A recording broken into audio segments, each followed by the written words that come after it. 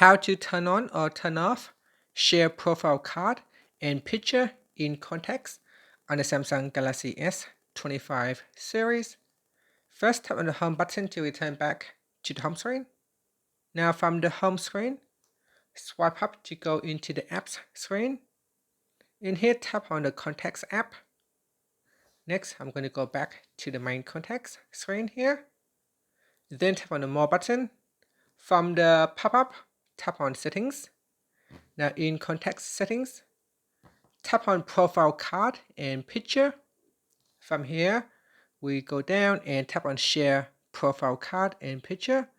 Tap on the toggle button to switch it off, or tap on the toggle button to switch it on. Here it says that set a profile card and picture that can be shared with others. People can see your contact profile and card when you call them or when they view your contact information.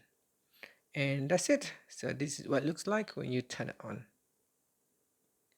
Once it is turned on, you can also choose who to share it with. So you can share it with everybody, everyone, or to your contacts only. And that's it. Finally, tap on the home button to return back to the home screen. Thank you for watching this video. Please like and subscribe to my channel for my videos.